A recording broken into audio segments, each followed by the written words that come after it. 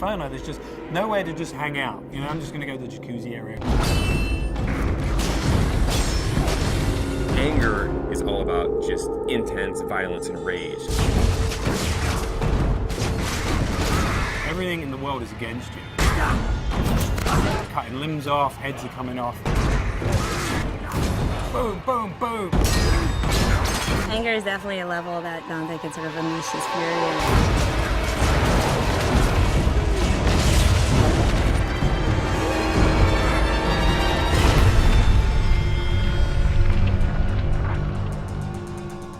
Second-to-second gameplay experiences is really where Dante's Inferno pays off. We have a combination of a multiple set of weapons. We've got Death's Scythe, which is your big, powerful melee weapon. We've got the Holy Cross that shoots holy magic, and it's a range attack, it's a stun attack. You can do a lot of things with that. In addition to that, we have magic. You'll have magic powers that are on the righteous side and the unholy side. If you're in trouble and you want to like get out of the way or jump in the air or roll over there, whip out the scythe, blast it across, all those things just kind of lead into each other. You don't kind of have to start up something else. The main thing is you have a big ass scythe in your hand. We had like a sword at first. It wasn't feeling right. It just felt small and puny. The scythe's the thing here. That's almost the other character in there. The scythe that Dante uses is actually Death's Scythe. It's dark, it's evil, it's punishing, it's sharp. There's actually a lot of different modes you could go in. It could kind of have this sort of straight spear-like mode. It also has what we call sort of the collapse mode, where it's more like a scythe that's just on his wrist. At the beginning, we're all trying to find different things. We actually bought a scythe, you know, farmers, monthly or whatever. So we bought this scythe.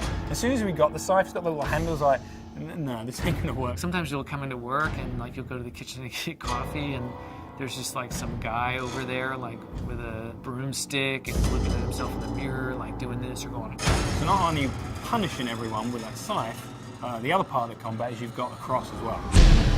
The cross primarily is about stunning, pushing back, holding off enemies to buy yourself time. You know, it never really touches anyone physically. It's more about the power that they get from it. It's a little bit more about crowd control. I kind of liken it to sort of like the Force in Star Wars. It's really used as a great way to either set up a combo or a way to hold them in place while you then beat the shit out of them with the scythe. We really leave it open to the player whether they want to go sort of all in on the holy powers, whether they want to go all in on the scythe powers, or do a mix of both. There's kind of a reason that Dante's got these two weapons, kind of yin and yang, and they're dualistic. And that plays out in not just the combat, but in the story as well.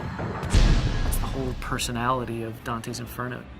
The most important thing to us was making sure that the combat felt awesome. One of the big things that we wanted to do in Dante's Inferno was really have the game run at 60 frames per second. 60 feels free, it feels fluid. 30 feels like you're drunk. I mean, we did some tests, you know, where we took 30 and we took 60. You can totally tell the difference. As soon as you go to 60, you just see the flow, you see the trails, the scythes leaving behind, and just the smoothness. It's a visual and a tactile thing. It's how it feels, but 60 frames per second is pretty good. Especially with all the great effects we got going on in the game now. Sassy. By the time you get to anger, you're kicking some ass, but don't get too comfortable, because pretty soon the shit's really gonna go down. Going to anger, which is really combat focused, and you're really going to test your skills in that arena. Then you're going to go into heresy, which I think will make you think about certain things that you may not normally think about in a video game. Dante starts to go wild.